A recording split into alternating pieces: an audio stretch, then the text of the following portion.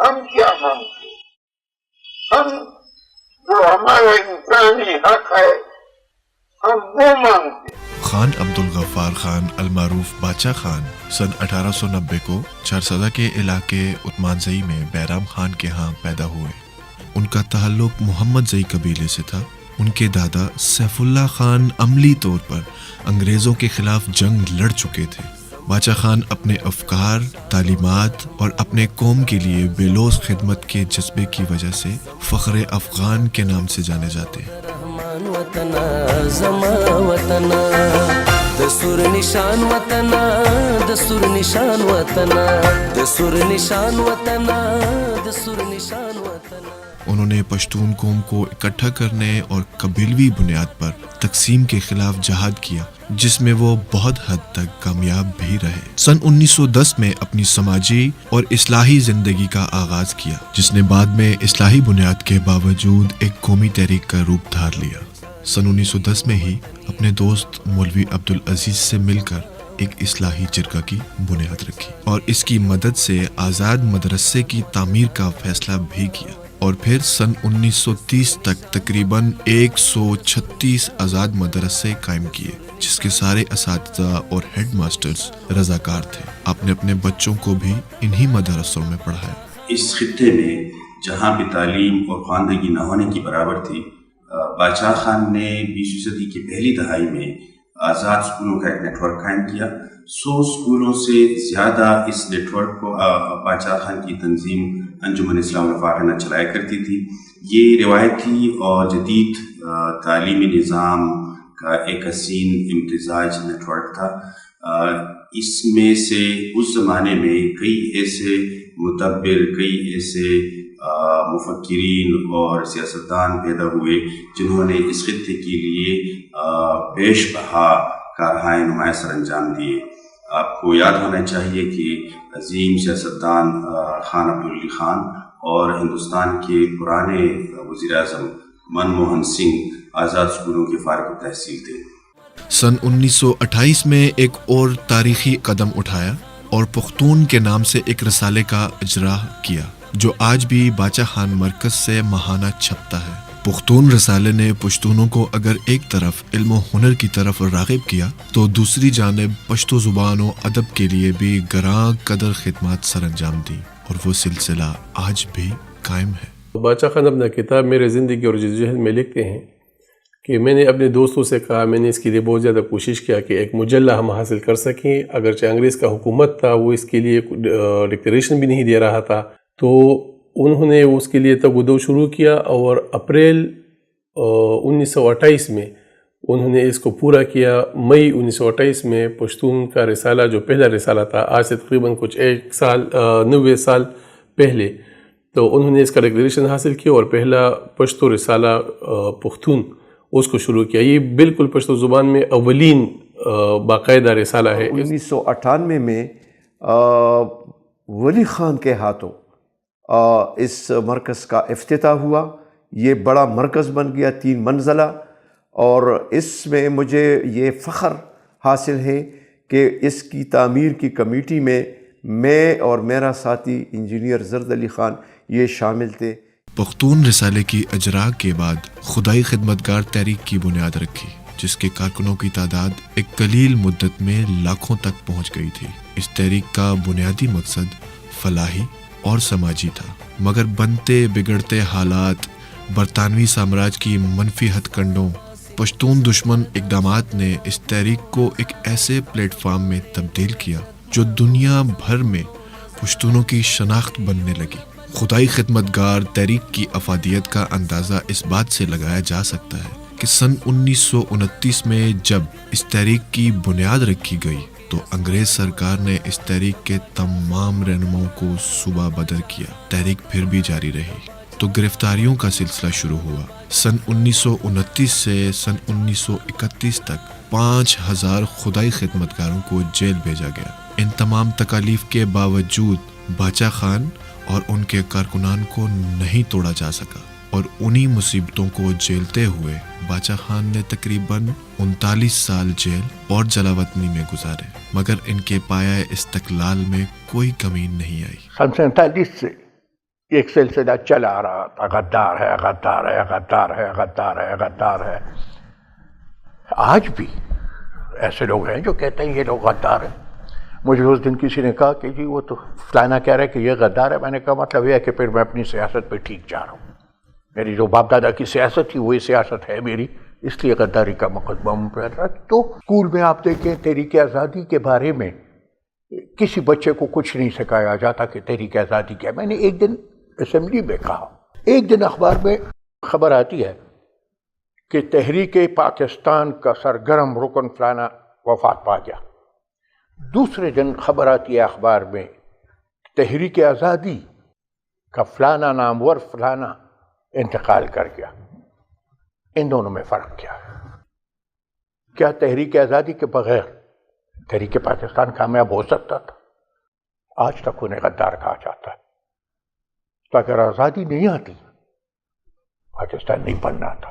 ہندوستانی سیاستدان اور پہلے وزیر اعظم جواہر لال نہرو کہتے ہیں مورخ جب بھی تاریخ لکھے گا تو بہت کم لوگ ہوں گے جو اس میں جگہ بنا پائیں گے، اور ان میں سے چند ہی ایسے لوگ ہوں گے جو باچا خان کی شخصیت اور کمال تک پہنچ سکیں گے. وہ نہایت سیدھے سادے، ایماندار، سچے اور ایسی دلکش شخصیت کے مالک تھے کہ تمام تر مصیبتوں اور تکالیف کے باوجود اپنے مقصد پر عمل پیرا رہے.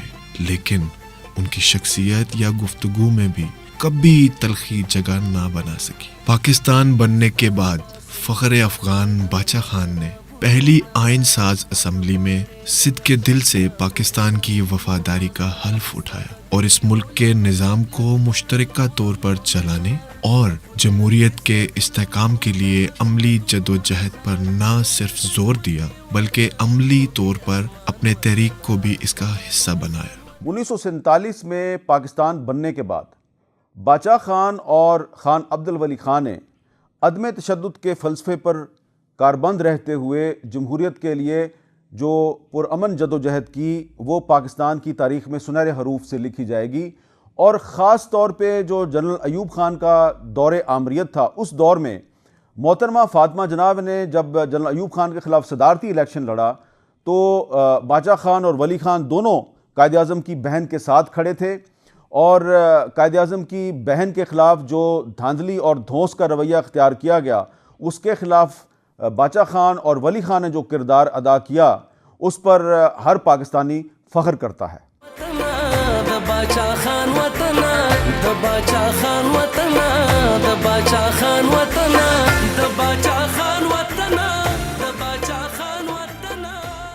باچا خان جیسی شخصیات کی زندگی استقامت، امن دوستی، عدم تشدد اور انسان دوستی کو دیکھ کر انسانیت کے مستقبل پر ہمارا ایمان اور بھی پختہ ہو جاتا ہے. انہوں نے ہمیشہ انسان کو انسان کے قریب لانے کی کوشش کی.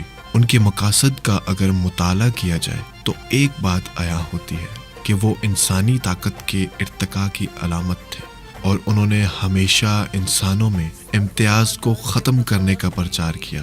آپ نے اپنی زندگی کے تقریباً 78 سال انگریز سامراج کے خلاف اور محکوم قومیتوں کے حقوق کے لیے جدوجہد کی.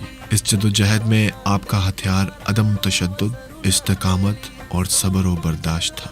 وہ جو اقبال نے کہا تھا کہ ہے وہی تیرے زمانے کا امام برحق جو تجھے حاضر و موجود سے بیزار کرے.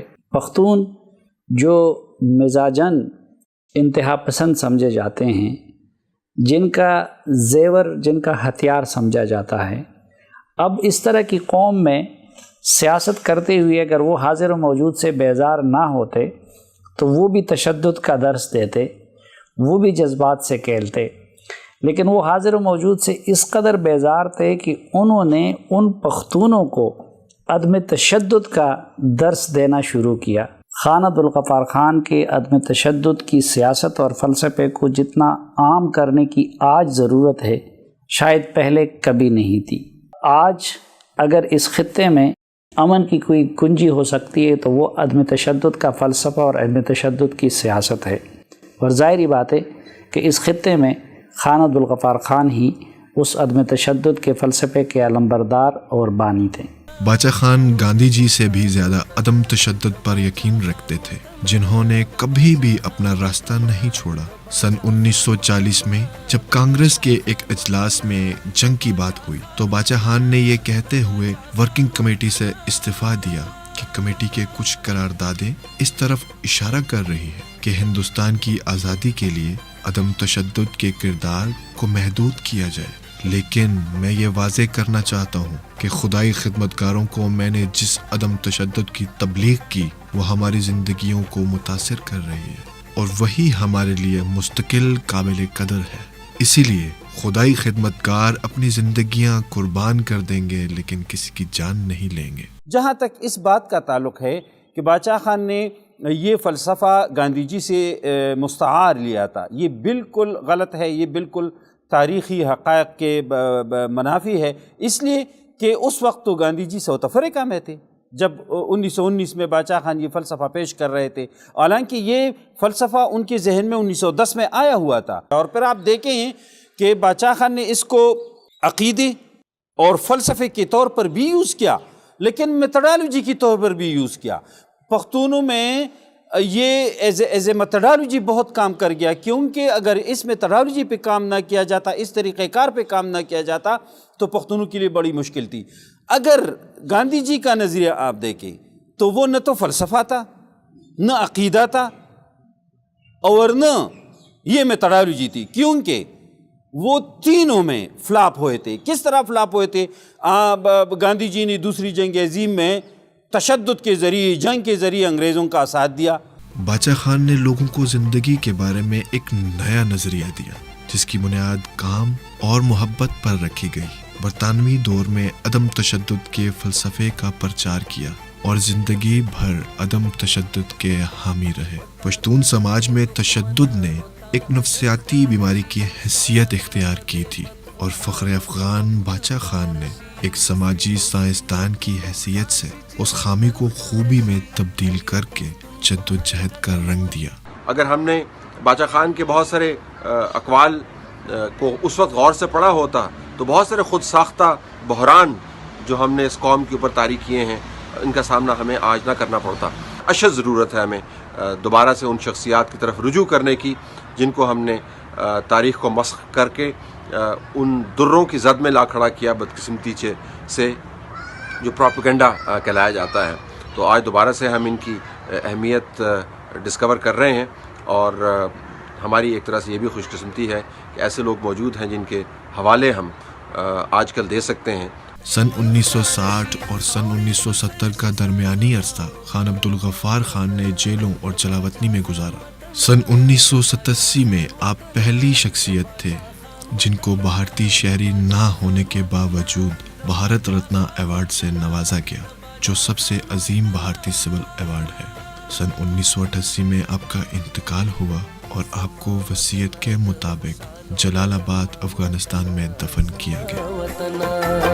زما وطن د خوشحال او د رحمان وطن، زما وطن د سور نشان وطن، د سور نشان وطن، د سور نشان وطن، د سور نشان وطن د باچا خان۔ افغانستان میں اس وقت گمسان کی جنگ جاری تھی، لیکن آپ کی تدفین کے موقع پر دونوں اطراف سے جنگ بندی کا فیصلہ آپ کی شخصیت کے علاقائی اثر رسوخ کو ظاہر کرتی ہے۔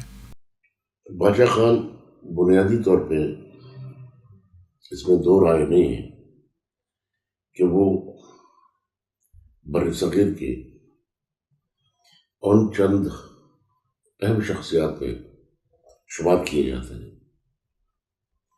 جس میں گاندھی جی، نہرو، ابوالکلام آزاد، قائد اعظم عبد الجناح اور اس پائے کے بڑے لیڈر جو ہندوستان میں جنم پائے۔ مگر اب ہم تجزیہ کریں، گاندھی کا تجزیہ کریں، ابوالکلام آزاد کا تجزیہ کریں، قائد اعظم کو لے لیں، تو ان کے مقابلے میں میں سمجھتا ہوں کہ اگر مجھے پوائنٹ سکور کرنے دیا جائے تو شاید میں باچا خان کو ان سے بھی زیادہ نمبر دوں. باچا خان کی تعلیمات پر عمل پیرا ہونے کے بغیر ہماری قوم، ملک بلکہ پوری دنیا پرامن اور ترقی یافتہ نہیں بن سکتی. آج بھی اگر دنیا دہشت گردی، فرقہ بندی اور خود غرضی سے نکلنا چاہتی ہے تو فخر افغان عبدالغفار خان کی تعلیمات میں ان تمام مسائل کا حل موجود ہے. باچا خان وطنا، باچا خان وطنا، باچا خان وطنا، باچا خان وطنا، باچا خان